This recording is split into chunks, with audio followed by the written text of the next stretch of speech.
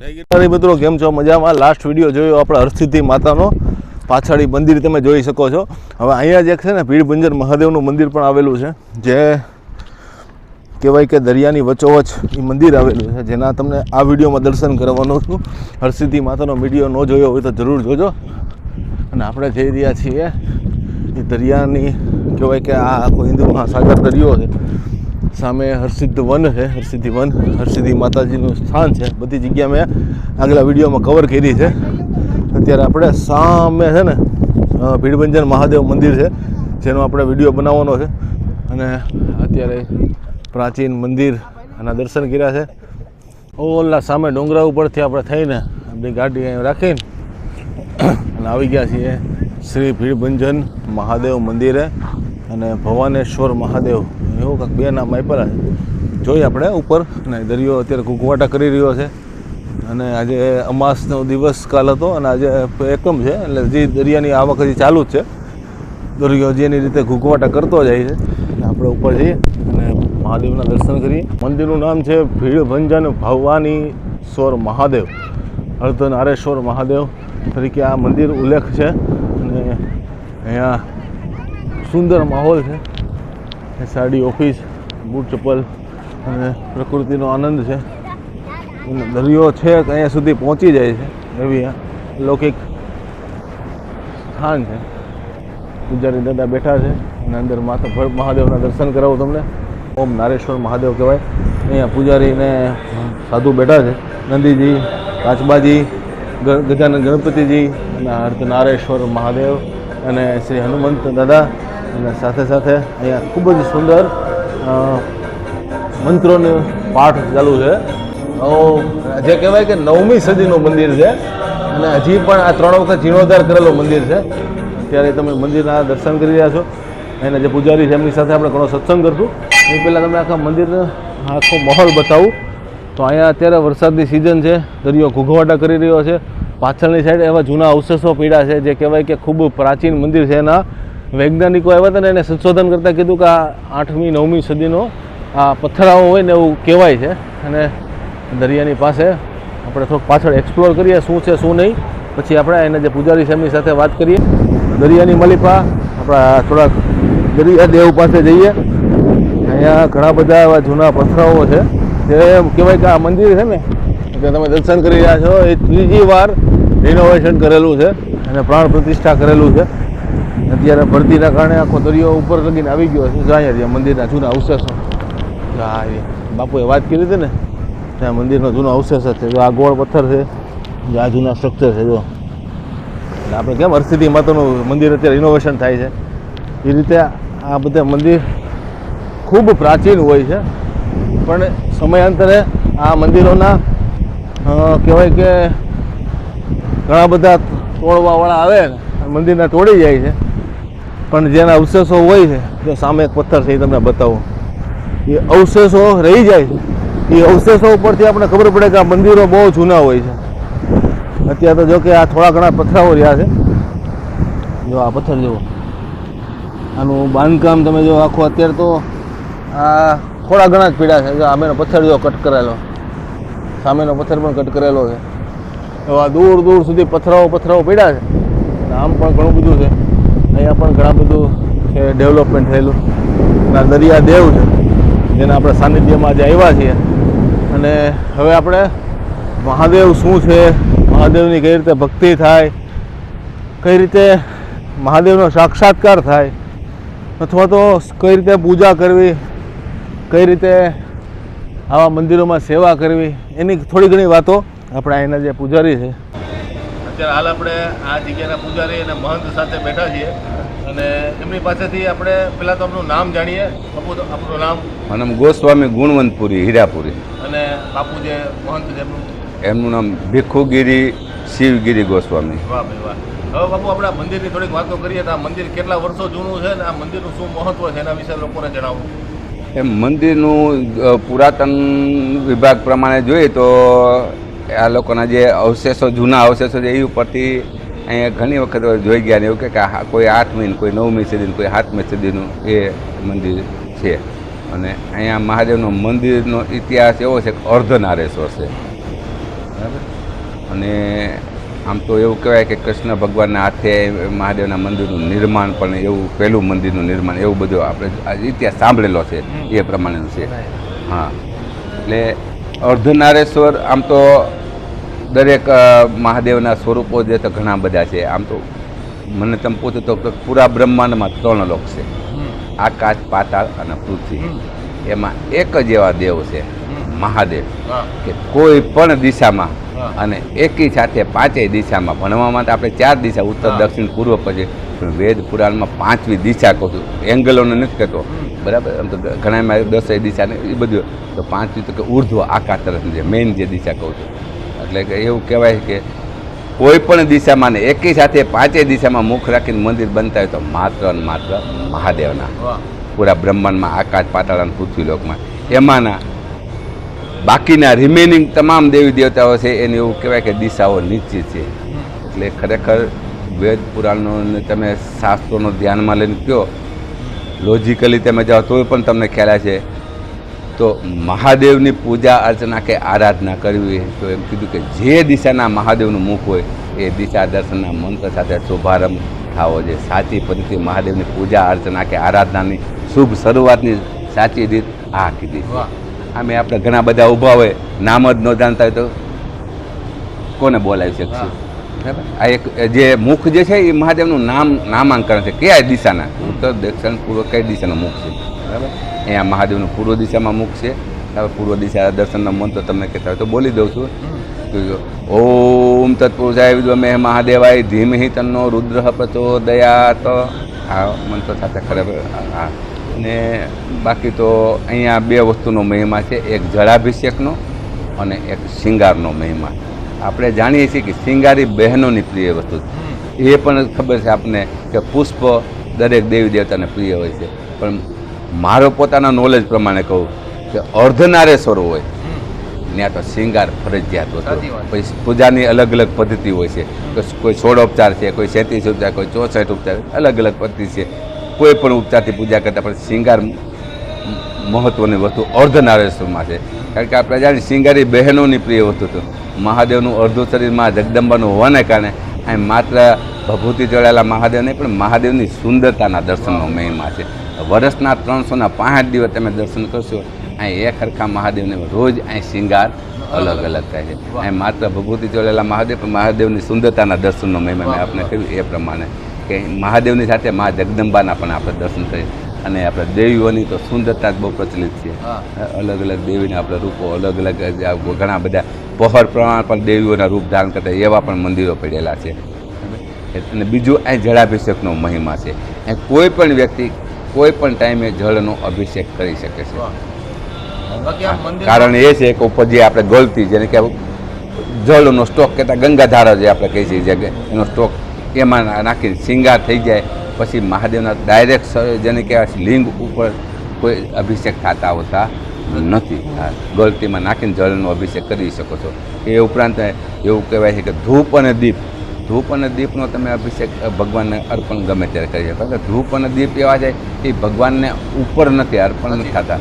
ધૂપમ દીપમ દર્શ્યામિ સંસ્કૃતના શ્લોકમાં છે ધૂપ અને દીપને આપણે ભગવાનને દર્શન કરે છે. એટલે એ 2 વસ્તુથી ને ગમે તે સમય થઈ શકે છે.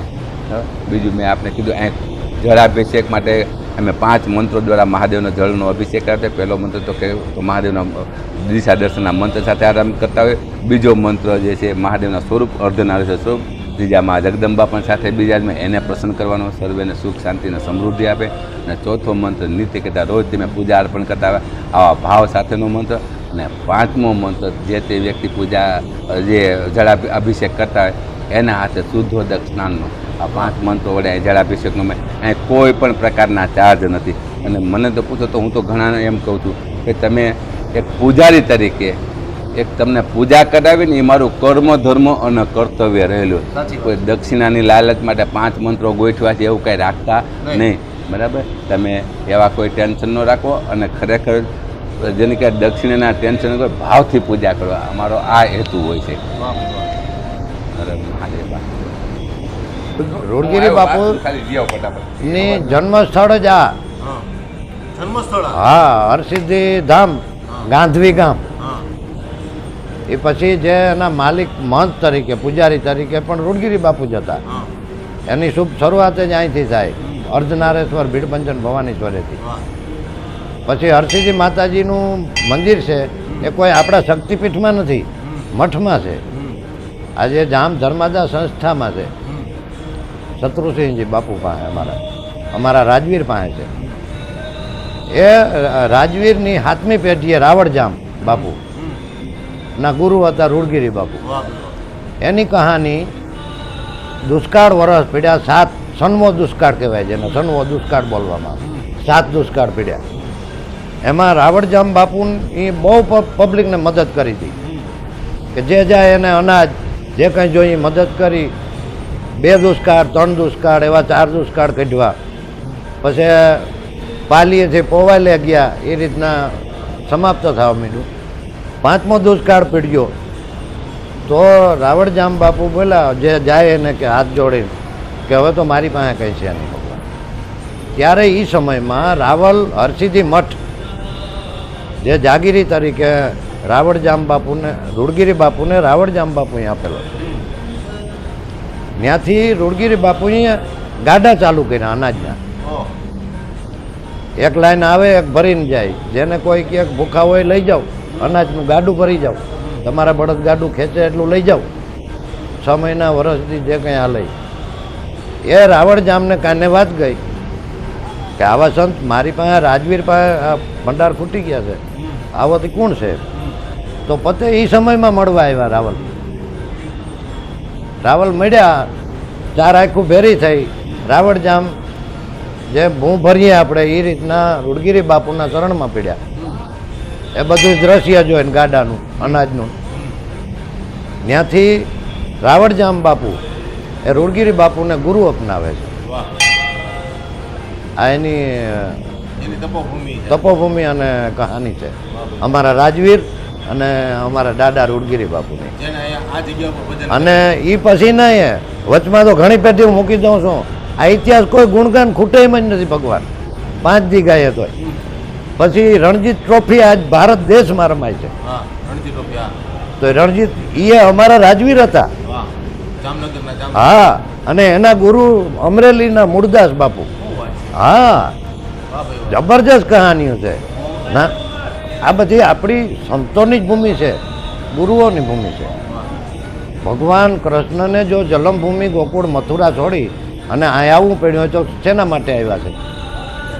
માનવના ભાવથી, માનવની સેવા માટે આવ્યા છે.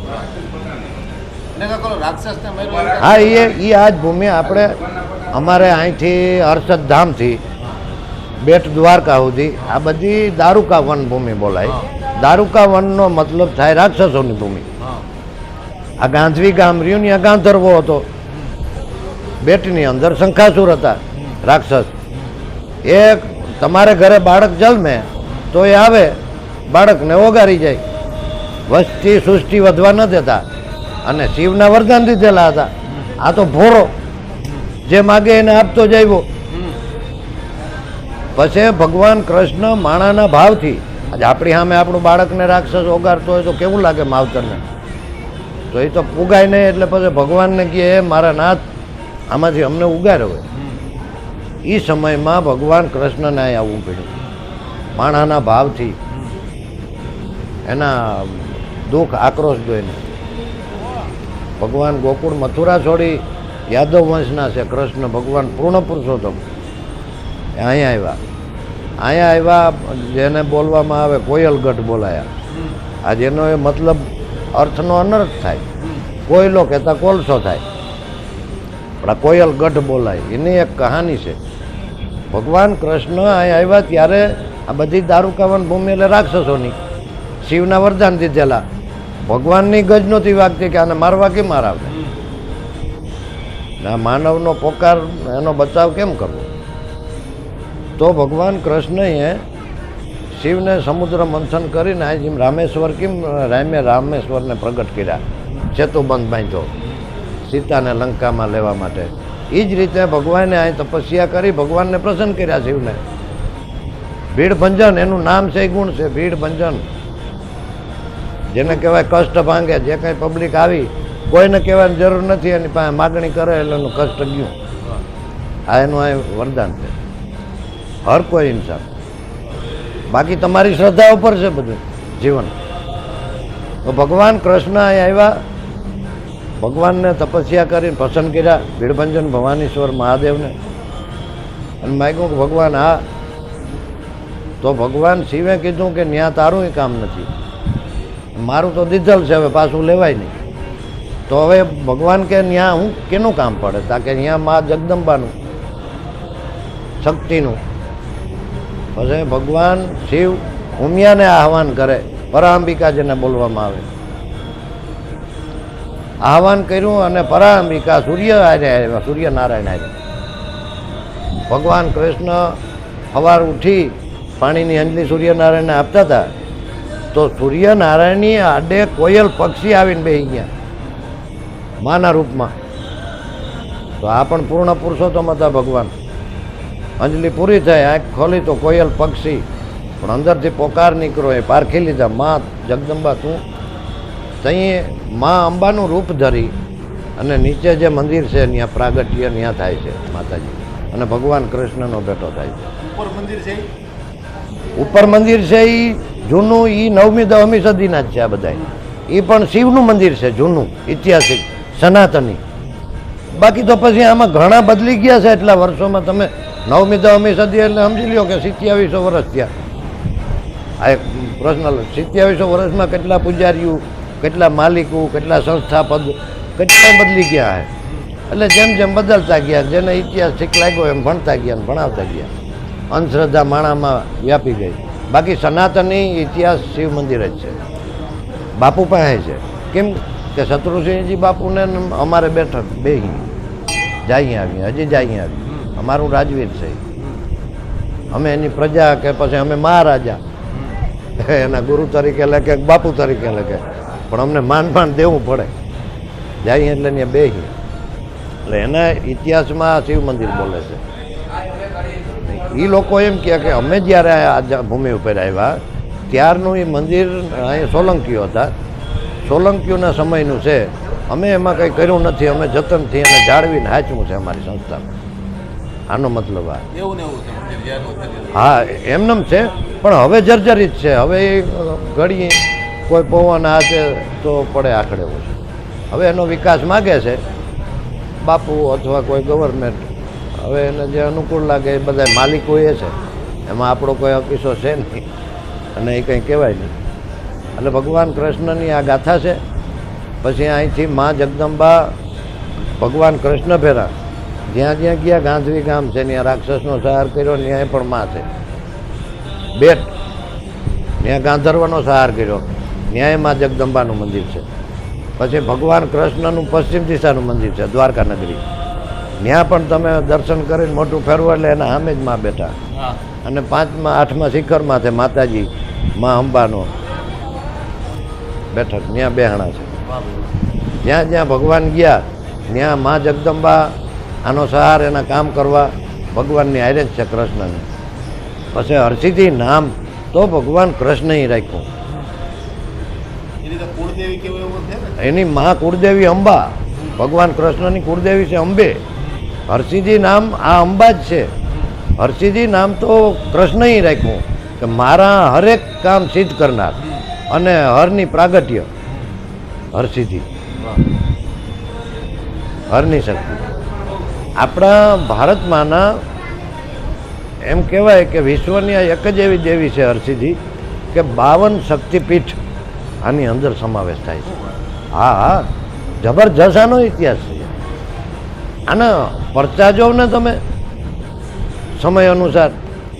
77 થઈ, સિંધની 77 થઈને સિંધમાં પૂજાણી, જહાલની વાયરે ગઈ શક્તિ સ્વરૂપ. હવે તમે વિચાર કરો કે અહીંથી ઉજ્જૈન કેટલું બાપુ?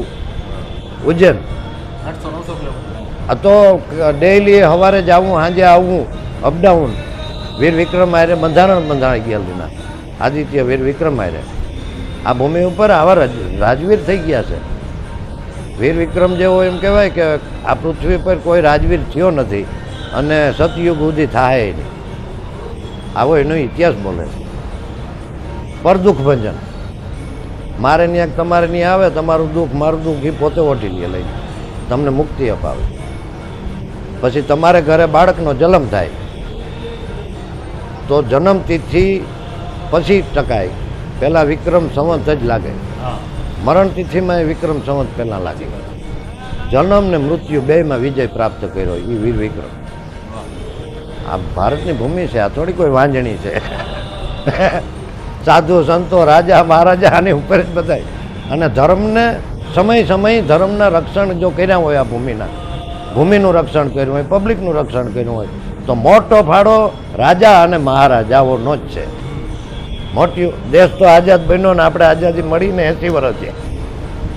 એ પહેલાં આપણે ઉગારનાર કોણ હતા? આપણે એ આ જ હતા, રાજા મહારાજાઓ જ હતા. ઝાંસીની રાણી, રાણા પ્રતાપ, શિવાજી ઠાકોર, આવા લડવૈયા એ બધા રજવાડા જ હતા આપણા ભારતમાંના.